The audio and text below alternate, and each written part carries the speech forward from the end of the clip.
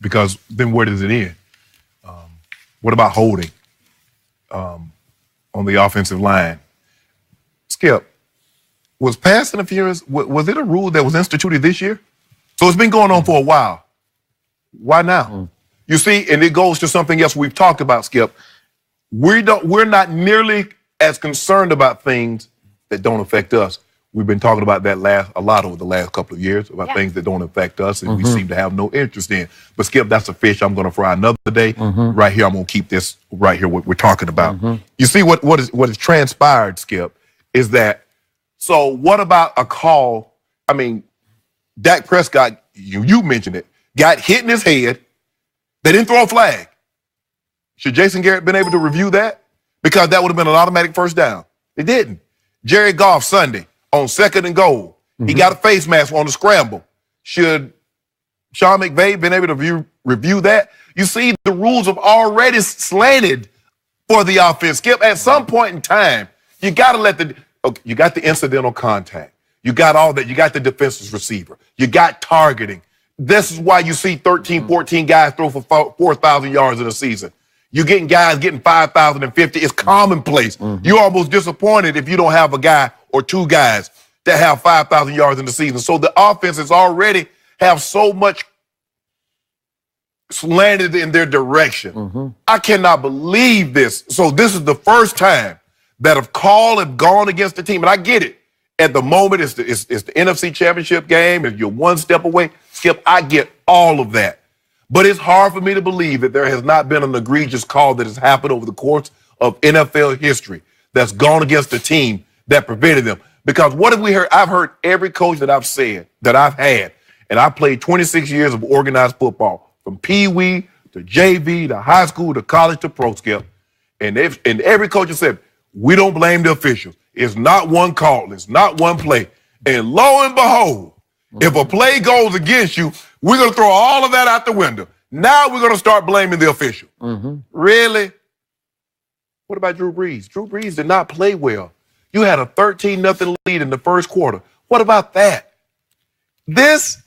So I just want to know, when does it stop? So what are we going to do? Every PI?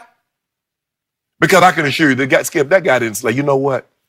I'm going to miss this call. I ain't going to call it. Because we're going to talk about Andy Reid and said how he said the guy had his hand on the flag. Sure.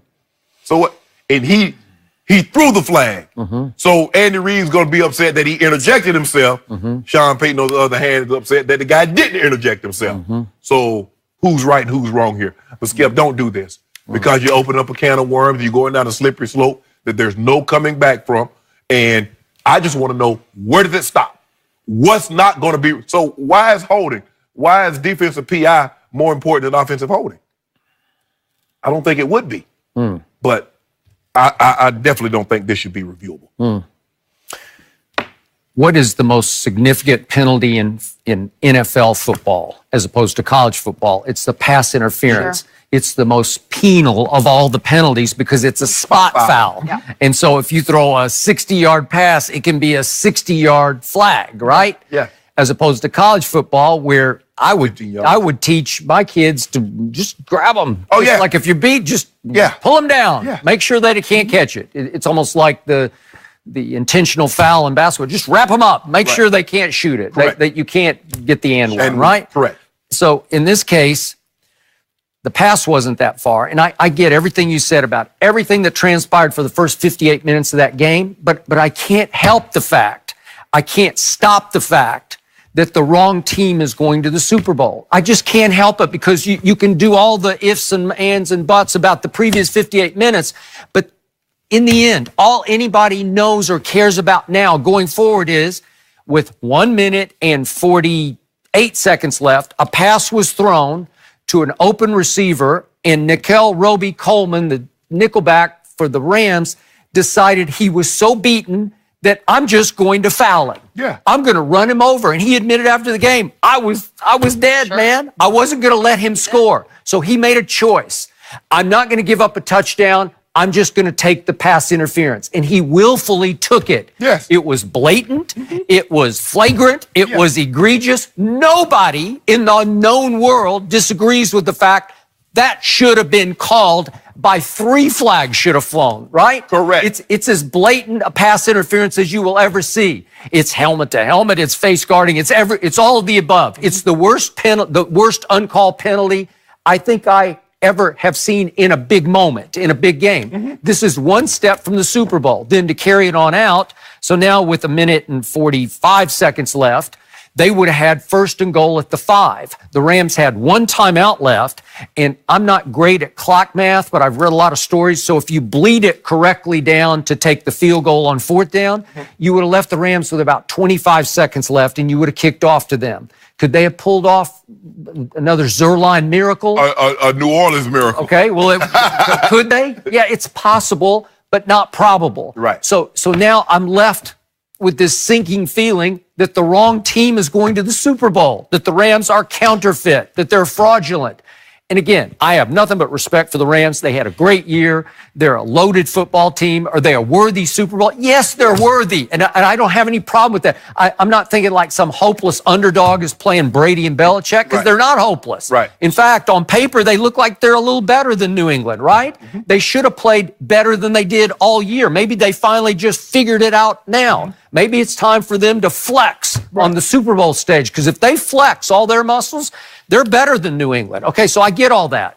But New Orleans deserved to go to the Super Bowl. So in NFL history, we've seen this league. It's a great league, but it's been reactive, not proactive. So it always takes a flashpoint. It takes an outcry.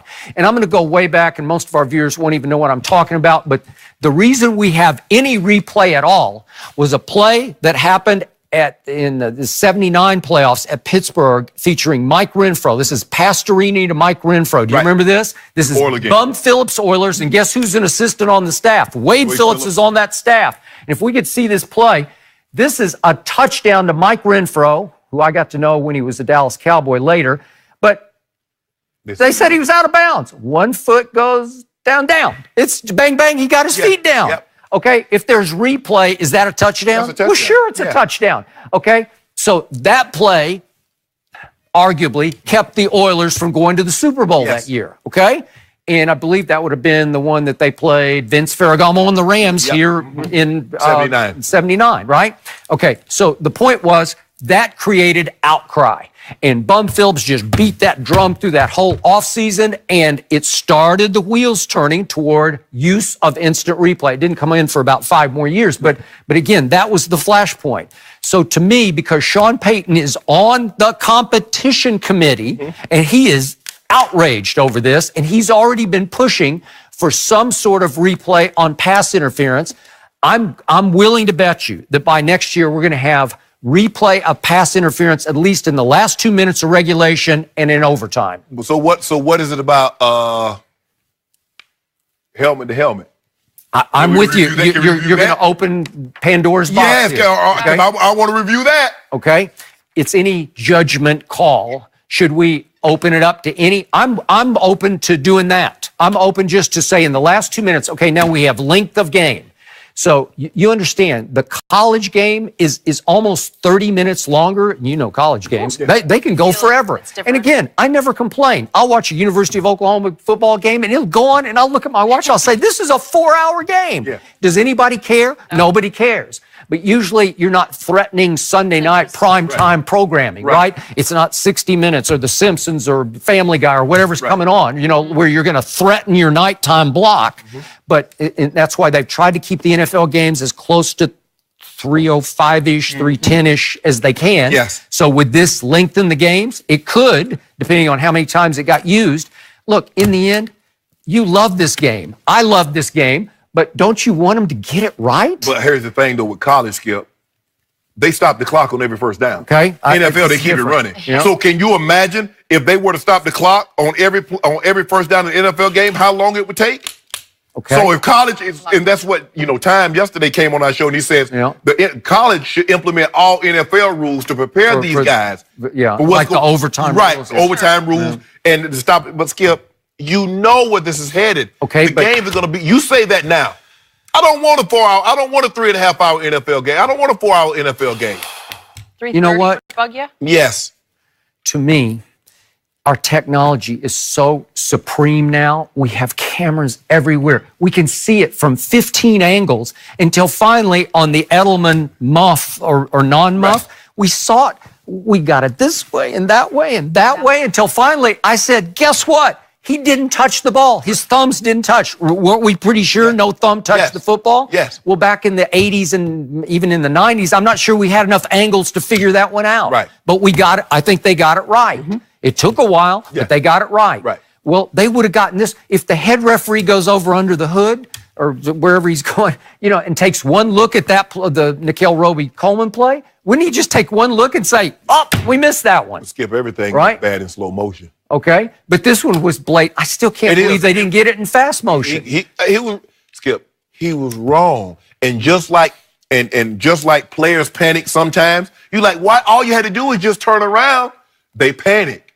He panicked. He's human. Yeah. Who panicked? Oh, the official. Oh, the official. The side judge, panicked. the back judge. I don't know which one froze. did. Yeah. And again, remember what's going on. More and more throughout this country, gambling is being legalized. Yes. So you have a lot of people betting a lot of money on these games, and they see these referees, they all have, just like I have right now, they have an earpiece in. You're right. So they're starting to say, again, conspiracy theories are flying, You're but right. this cloud of doubt is growing over the NFL. Are these games predetermined? Or they Right. did they want the Rams to go? If the people ever think the outcome is already predetermined, it's over. Football is done. And again, what did the